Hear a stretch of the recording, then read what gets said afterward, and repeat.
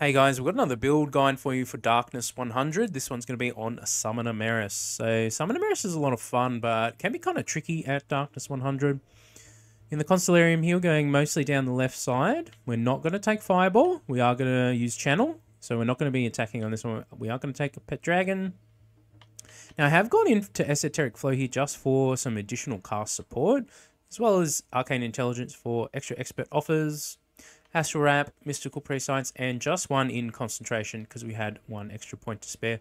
Nothing really too crazy going on in the skill tree. However, the gear is kind of interesting here. So let's get into it. We got this helmet on for summon damage and master offers. Got an amulet for damage, life regen, and summon damage. Our weapon here is going to be summon damage, summon attack speed, and summon count together. So all three. We've got a shirt on for life and regen together, as well as a little bit of experience gain and expert offers. We are using waste on this one, so life, master, and legend offers. We're using a ring here that has skeleton army plus summon duration, as well as legend offers. A little bit more XP and shorter barriers is okay too. We're actually using one revival on this build, so we've put on Cattail. Now, you could sub a revival out on a different piece if you wanted to on your chest piece, but this is what we're using. We are going to use the parrot gloves, so 34% attack damage, summon damage as well as the 3 parrots, so that's really nice. Now, we are also using Curse of Weakness, so enemies deal less damage by 60%. I think this is a really, really strong item for Darkness 100. This one came with 6 rerolls and 4 alterate, so that's a pretty good roll for that one. And lastly, and probably most importantly of all the gear, our boots have summon movement speed at 37.5%. Now guys, I've been playing Death Must Die for more than 100 hours in Act 2, and this is the only pair of boots I've ever seen with summon movement speed. So I don't know if this is actually rare or if my RNG is that bad, but personally I feel like this is really, really necessary. If we have a look at over the character sheet down the bottom here, summon movement speed, we've got up to 65% with the buff from our skill tree plus our boots. I think this is really crucial for Darkness 100. If your summons are slow, they are just not going to be able to kill anything. Now, on the sheet there, it doesn't say attack speed, but we do also have some attack speed from our staff as well. So as you can see, we don't have much life. We're only on 224 life. We got 0.85 regen, 205% damage, as well as 235% summon damage. So we've got quite a bit of damage output here. We are pretty much a glass cannon though, so guys, if you're enjoying the Darkness 100 runs, consider hitting like and subscribe. So let's get into this one. This is going to be a post commentary as we recorded this one earlier, but just didn't record audio. Now, we got master offers straight away here. So this is amazing to see off the bat. 6 seconds in, a boost to your master offers is amazing. And we got Lady Justice early up here. So we got 2 things that are really, really going to help the build straight away. Protection is nice. We like buffing our defenses. Merris just has absolutely no defense in her skill tree. Got no armor, no life, anything like that. So, you know, you really, really want to get your defenses going on this character. Now, obviously, you need enough offense to keep things going. Now, Vampirism is really nice to see early too, so that's going to be some extra healing. Now, we really do like Mort on the build. We like Ravens, we like Skeletons, but she also has Influence and some other buffs that are really, really good in there for the summoning build as well, including Vampirism, which we just got. As you can see, I'm just having a look at what it does there. So we're sussing out to see who else we want to take, I think. And we do want Winter, because Winter is pretty good for a summoning build. Not only does she have Frost Dragon and Frost Wolves, she has some really good utility stuff, especially, you know, slowing and freezing, which is going to really, really help our summons take everything down here. I'm just deciding on what to take first there from we took a dash just to sort of have the extra chill and stuff. There wasn't really a great roll. We could have spended more rerolls, but I decided to save them there. Now, early on, we are looking for inner peace. We got Lady Justice pretty early up, which is really nice. Landing early inner peace on this build is really going to make a difference as well. Now, we would love Crom with God of War. We are going to try and get him. in this particular run, but we actually end up doing most of this run, or all of this run, just about with 3 gods, so end up being kind of interesting. But now Crom is pretty good for any build realistically with God of War, but he has a Blood Swords too, which are pretty good summon. I think Blood Swords are pretty strong.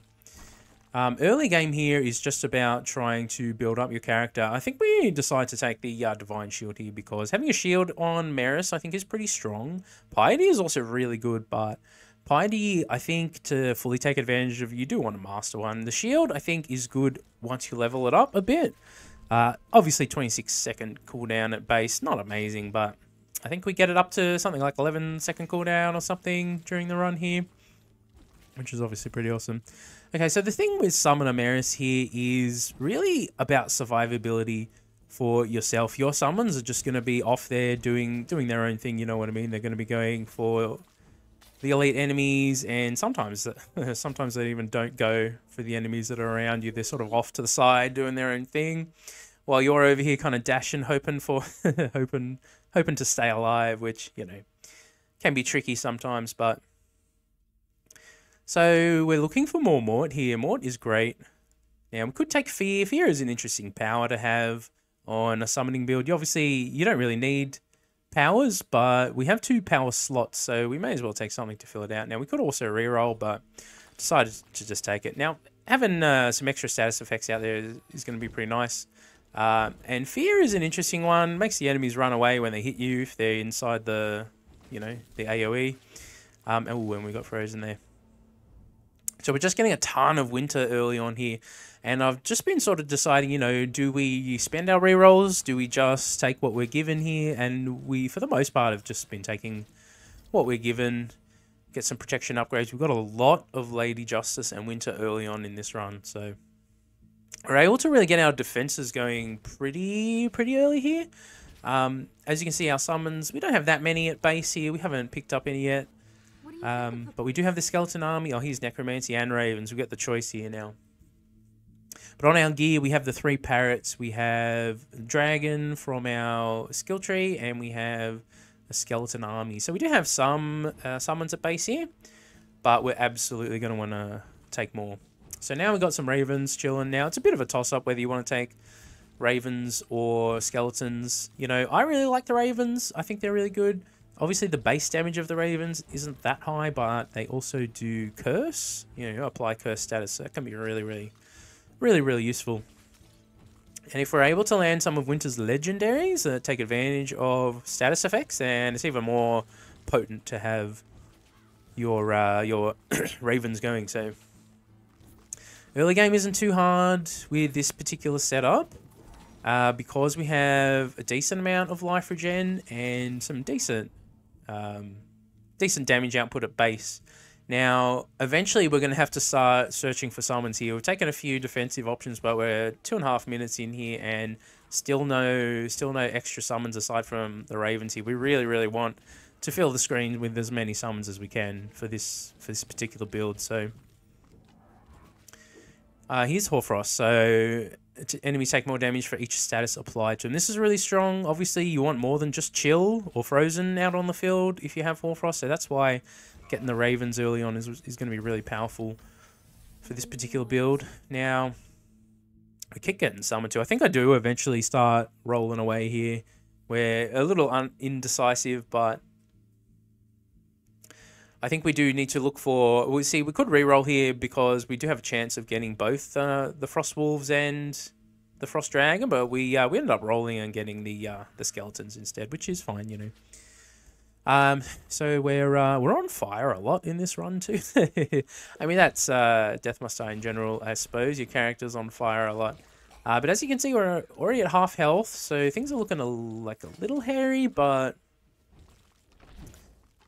we'll see how things go here. So Fear is pretty useful as well. It's nice having a little bit of extra AoE for the things that are getting close to.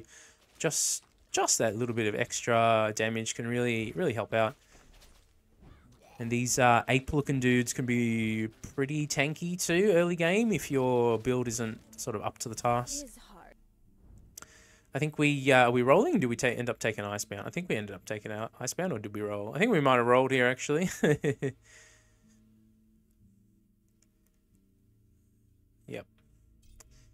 And again, Lady Justice.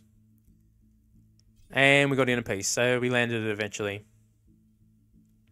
So Inner Peace is obviously amazing for Darkness 100. Doesn't matter what character you're on. It doesn't matter if your base life is only 200. It's still really good. It's still worth having. And any extra heals you can get from map events too is really nice because it stacks on top. So we're almost at the cats here. So the cats aren't too bad on a summoning build unless your unless your summons are just pathetically weak by the time you hit 4 minutes, which, you know, you probably won't survive if that's the case. But on Darkness 100, that can be annoying. The eye beams, they can catch you out of position sometimes and just kind of zap you from 2 different angles. As you can see, we're almost back up to full already, though. That's the power of having some base health regen in addition to oh, look, we got both the Frost summons here. Now, Frost Wolves is a really good summon. Frost Dragon's obviously pretty good too, but I felt like I needed the numbers on the field, you know what I mean? I really just needed as many summons as possible. And you can see I was just keeping my distance there. I was like, no point in messing with this eye laser from, you know, 60 feet away or whatever. And here we got a few beams going at me at once here, and we just sort of chill. Let our summons do all the work and get our shield back. So having the Divine Shield on this kind of build is actually really good. And then we just, obviously, we're taking our summon upgrades when they come. Frost Wolves ends up being one of our better summons in this run. But yeah, it takes a while to level them up. As you can see, we're just sort of cruising now through the cat wave, and we're at full health, so that's really nice. And I think we're just going to go and look for some more map events here now. And we have the Snippy Boys, right? These guys can be a run ender too if you're unprepared. But our summons are doing some pretty good damage there. So, and here's the Frost Wolves again. So from 11 to 13 now. And we have the +4 from our staff that we're working with too. So the number you see there is actually +4. So there's tons and tons and tons of them. We also have our Skellies and Ravens going now too. And here's the Frost Dragon again. So we get the Dragon as well. One of the reasons that we like Winter, Frost Dragon's obviously a good summon. And having 2 summons for 1 god is really nice. That's one of the reasons that we like Mort as well. And she also has Influence though, which is really powerful. Influence is flat summon damage. So having an additional multiplier there is really nice. Now, the Divine Shield upgrade here is really good. Taking an additional, you know, 5 or so seconds off the shield cooldown is really nice. Could go protection for more defense as well, but, you know, purification is also an interesting one, but we just don't have very many power slots on this build. Now with the skeletons and the Frost Wolves and our Frost Dragon, we actually have 4 of our summon slots filled now, so... But we do end up taking the defense upgrade there. So I do think Divine Shield on this kind of build, when you're trying to be evasive and let your summons do all the work, I think the Divine Shield ends up being really powerful. Probably not necessary if you had a bit more HP, but we only went in with 220 here. Now, I was valuing the health regen on my chest piece more than life. If you're really struggling, you can try with more life, but you will be crutching on, you know, Inner Peace pretty hard. And Merris not able to roll quite as high master level offers as someone like Lorien, so you're not always going to get him, but on this particular run, we got pretty lucky early on getting the extra 3% from the map event, which, you know, you absolutely take that every time, so... And we got the first boss coming up here, so the boss strategy on Merris, Summoner Merris here is pretty... It's kind of fun. You just hide behind a pole and let your summons do everything. Okay, we got my lady too, which is really nice. So spread the status effects around. They deal more damage. Something like Mayhem here is really good too. Permanent damage, 10%. And we are cursing a lot of things too, so it's a bit of a toss-up. Do we end up taking Mayhem here? I think we do, yep. There we go. So let me know if you guys think that that's a mistake there, but getting the permanent damage is pretty nice as well. Okay, so we've got the cursed. So we just gonna hide behind the pole, and then once we once we get spawn camped there, we're gonna move around a bit. So not the fastest boss killer ever, as we had to kind of do a big loop-de-loop around him, but he's dead now, and we're back to full. So. Oh, well, almost full. So definitely not the fastest boss kill ever, maybe 22 seconds or something like that, but relatively straightforward. I mean, he will often summon a bunch of enemies right on you, so you really just have to dash out of there and hope that they don't get their swings off fast enough, but... So, after the 7-minute boss there, it's kind of cruise mode until maybe 10 minutes, although there are a few tough enemies around the 8 and 9 minute mark here as well. But so far, so good on the build here. So, we still only have 224 life, though. We'd love to see more life, max life map events spawn up. And, we could have taken the Fates here in this particular build as well, but... Because we had the 3 main gods, I wanted to go for Crom as the 4th one, and he just wasn't showing up for me. 8 minutes in and no 4th god. Still no 4th god, but, if you manage to land God of War on this particular setup, it goes from, pretty manageable. Here's a 4th god, but we end up rolling away because we're looking for... And I was checking down here to make sure that they hadn't actually taken, the 4th god yet. But no, we were good. So we just keep buffing our skeletons here, I think. Execution's kind of interesting too, master level. But I think we go, we go our summons here. Always on fire. That's all right. The other thing about Crom that's really nice is Warpact. Warpact is really good. Barriers and boss damage if you manage to land a master one. So dash recharge speed is good for getting around and being evasive. Cooldown's obviously nice for cooldown reduction. But you could go either one there. I like having the dash recharge. Because these boots rolled with +1 dash charge but minus dash recharge speed. Actually getting... plus dash recharge speed is actually really strong because it kind of counteracts the negative of that particular affix. And now we got sort of regular dash recharge speed with 3 dashes, which is really nice. So,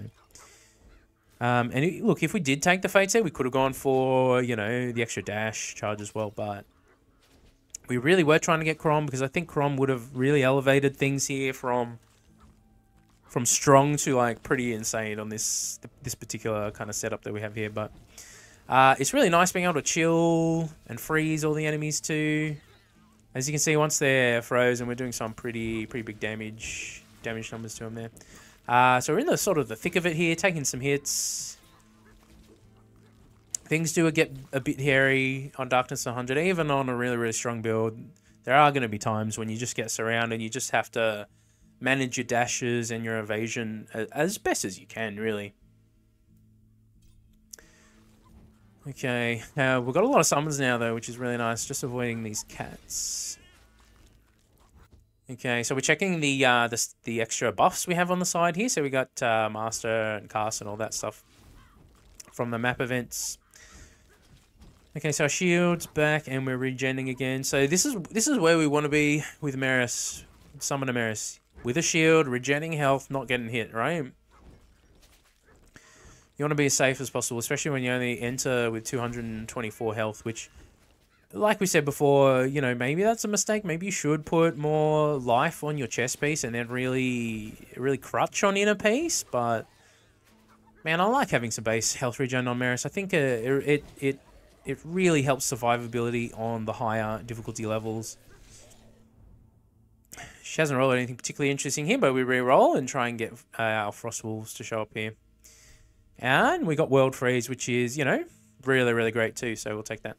And we have these insects here now, so this particular wave has a bunch of these ape dudes and then the insects. This wave can be tough. It's wave 11 that's probably the tougher one of the two, so let's see how we go through this hard section here.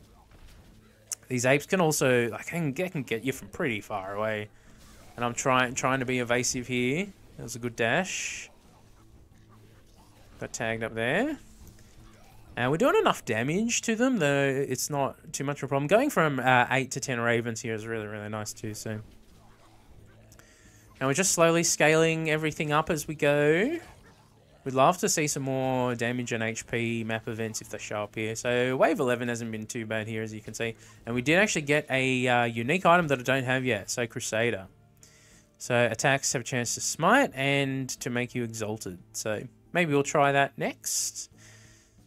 Looks like a pretty good weapon, so we'll give that a go. But not for this character, not for this run. So consider maybe hitting like and subscribe if you want to see some Scardy type runs. We've leveled Scardy up now, but okay, now we're getting tanked for a lot of damage. So this is these are the insects. This is the one everyone complains about. Now we could go Radiance, we could go Shield, we could take either three of these. All good defensive options, you know. You could take that shield cooldown though, because the shield is proving to be really, really useful to us right now. And you can see the power of regen here as we're back above half already. And got Necromancy going. Now, we didn't really end up taking a cast, so those 5 skill points in our skill tree end up kind of being wasted here. I think we do eventually take one, but we could have taken something early on, but we just didn't really get one that was high enough level or desirable enough. I think getting Light Rays on a build like this is really, really nice, just for the extra support. But yeah, if you don't get it, you don't get it, you know. So Frost Walls up from 13 to 15 now. This is really, really nice. So we just got a ton of them running around everywhere. So you want your summons to sort of be undeniable at a certain point, you know what I mean? Like, you just want so many on the field that it doesn't really matter what's you know, what the enemies are doing, that they're just getting destroyed. But God of War would have really made a difference in this build, but as you can see, we're doing pretty good without it. So not necessary, but would have been probably elevated it to another level, you know what I mean? Sometimes you just get unlucky in these runs, man. You just, you know, you roll and roll and roll, and you just don't get the god you want. I've had so many runs where I really needed an piece and it just doesn't show up. You know what I mean? It is what it is. It's a part of the game is the RNG and, you know, the god blessing rolls and all that. So, you know, I'm not complaining necessarily, but man, it could be rough on some of those runs. All right, so we're getting close to 13 minutes here. We're back down to, well, just above half health here. So we have taken a few hits. Getting our Frost Wolves 15 to 17. As you can see, these Frost Wolves upgrades are really, really nice here. Okay. So Summoner Merris has been really fun. It's actually taken me a while to get this build going, to be honest with you, because I just didn't have summon move speed on my boots, and I feel like it's pretty essential for this build. You could maybe do some Esoteric Flow and Time Bubble shenanigans to slow the enemies down. You could do that. There's even a unique that has an affix that slows enemies down. Now, I did try with that, but we were lacking rerolls and stuff when we had that on. So it's a bit of a toss-up again. It's like really useful in some aspects, but Frost Ring is also a good one to have. The chance to freeze when you're dashing is really nice. And we've got the 3 dashes and the dash recharge speed. So just that extra chance to freeze is really, really nice. Okay, so we're getting pretty close to the 14-minute boss here, which can be pretty tricky depending on what build you have. With these bosses on Darkness 100, you really, I think the best way to do it is really just to have a build that can annihilate them within 10 seconds or so. The longer the battle goes, the more dangerous it becomes, you know what I mean? But let's see how we go here. We're almost back to full. We've got a shield. Got a ton of summons now. We've buffed our Frost Wolves quite a bit. We've buffed our Ravens and Skellies a little bit as well. So I'm just paying attention to where she is, hiding from her eye laser. And then hiding from her eye laser again, letting my summons do the work. When she moves, I just move. And we do take a big chunk of damage in this battle, but I think she goes down pretty much right here. Yeah, there we go. And she heals us a bit after the battle too. So we're about 3/4 now. So, I mean, look at that. And now we're almost back to full. So, yeah, we took a bit of damage there. But as you can see, it wasn't really a problem. It was kind of the tactic we used for the boss. And it was quite effective with the summons. As long as she can't, like, fully annihilate you with her eye beam, you know, your summons should be able to do enough damage, really. But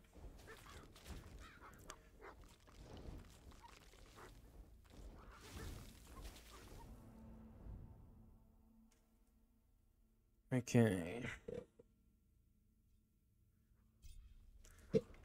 All right, so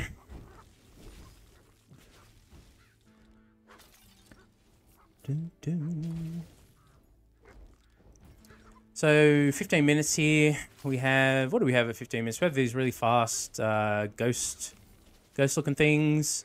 They can be pretty, like, they can like be pretty fast. They can get up to you pretty quickly. So I'm just checking what we have here. Just to make, I think we're just checking just to make sure we still only had the three gods, right? But no, we definitely had the fates show up once. So, and that's why we're holding on to a couple of rerolls here, just in case we, on the off chance we can still get Chrom. But so at this point we've gotten past the 14-minute boss. So it's the bombers coming up here, and then the last two, probably the last wave into the boss fight. It can be tough because you got a ton of bombers straight into the boss fight. So see how we do for the 16-minute one here.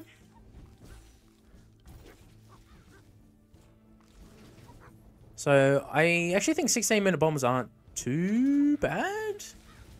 Yeah, if you have 3 dashes anyway, 3 dashes makes it pretty easy. As you can see, we just sort of letting them rotate around us. Every now and then they will tag us up, but mostly because of my poor dashing is why they tag us up. But I think we maybe reroll here. Yeah, more Frost Wolves, so up to level 8 here. So we got 22. And that one didn't even ding our shields, so that's kind of nice. Oh, that one certainly did. Okay, we've got the Ravens there, so we just keep buffing all our summons.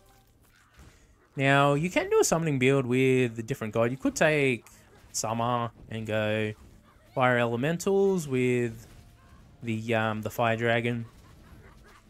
I think Winter has better utility for a summon build personally, with her frost skills, her chilling and freezing. I just think it's more useful to be able to slow the enemies down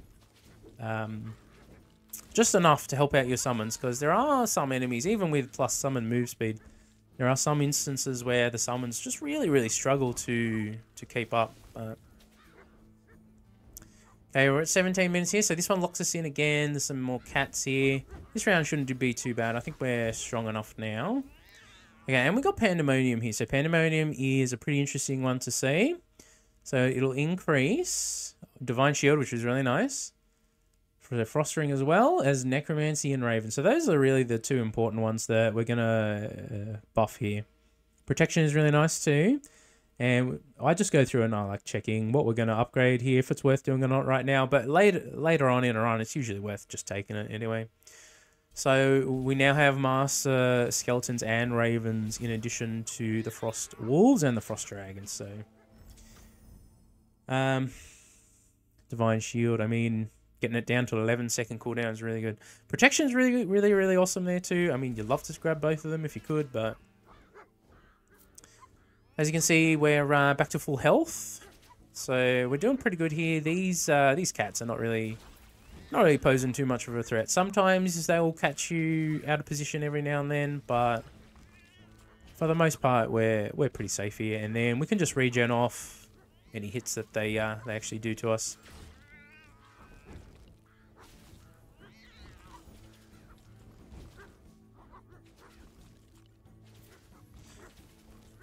As you can see, just sort of dashing around a circle, waiting until we can escape the black flames here. It'd be interesting to try a flying carpet type of build, but I haven't really ever done that before. Haven't used it. Alright, so this wave can be pretty tricky too. We're going to have a lot of stuff spamming us here. So I think we re-roll, see what else we can get from Mort. So both Ravens and Necromancy is good here, but Ravens going from 15 to 17 is really, really nice. The extra count there is really, really good. So we're taking advantage of our Frost and Freezing dashes to help us out against these ant ladies.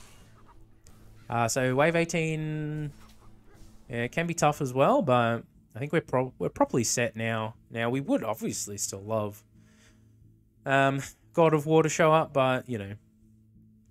So this one, I'm just sort of sitting here thinking, all right, we're not attacking, we're not using strikes, and we don't care about attack damage. So what do? Do I want one of these other ones in my loot pool? I guess we'll just take chilling attack, right? Just to have it, yeah. That's sort of the thought process there. Okay, we do a lot of damage there. Yeah, so we melt them really quickly. It's just about trying to stay alive. Now, Pioneer is good. I could take Light Rays here for the extra support now that we finally get a higher level one to show up. And we end up doing that. So, because we have Esoteric Flow on the build, we may as well. Now, we really would have loved a Master level Light Rays to show up pretty early on in the run. That would have helped out, but at the end of the day, we got a lot of summons and we got a lot of summon upgrades, so pretty happy with how the run went here.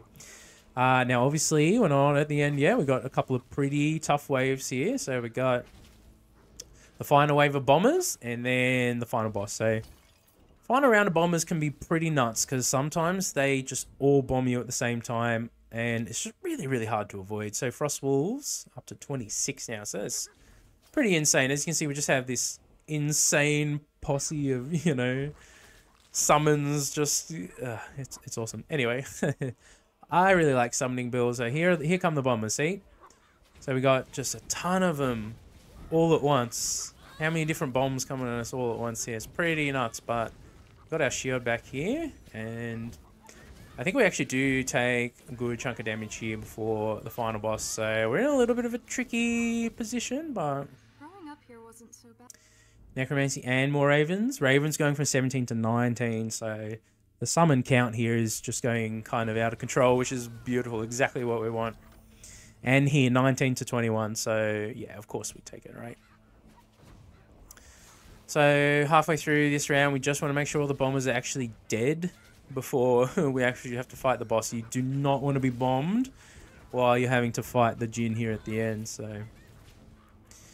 now, you know, we could take any of these. A little bit of extra light ray damage. I think we might end up alterating here since we're really close to the end. We're just like, you know what, screw it. We'll just go for a random Crom, and we didn't get anything. So I think we'll just take the Frost Ring here for the tiny bit of extra damage in area there. So as you can see, we're getting kind of low now, and our dash has been nerfed. So we're barely moving here. It's kind of little, we got the summon damage here, influence. We only got adept, so this didn't show up the whole run. We only just got it now, but hey, extra 13% damage for the boss wave here is going to be pretty nice. Alright, so same strategy here with Djinn. We hide and let our summons do everything. Hide from his fire, let our summons do everything. And there goes our revive. So we did need the revive. We did need it, so it was good. It was a good call putting it on the gear. And there we go. He's down. And that's it, ladies and gentlemen. Summoner Merris, Darkness 100, conquered and completed. Look how many summons we have. That is so awesome. I love the summoning build. It was pretty tricky to get the Darkness 100 win, but it's one of my favorite builds in the game. As you can see, our damage was shared between all of our summons here. So Frost Wolves, Frost Dragon, and the Pet Dragon all putting in beard work, but Ravens not that far behind, and Necromancy also not that far behind. So really good stuff. You can see Fear also doing a little bit, and now Firepower's down there. But for the Frost Wolves at level 10, they were doing big damage for us. So we're just sort of going through the blessings so you can see what we got at the end there. Alright, ladies and gentlemen, if you like the Darkness 100 content we're doing, consider hitting like and subscribe. Thanks everyone who's checking out the channel and watching and viewing and liking and all that stuff. I really appreciate it. Really is, you know, humbling and awesome to see you guys actually watching some of the videos, so really, really appreciate that. So if you would kindly consider hitting like and subscribe, and I hope you have an amazing, fantastic day.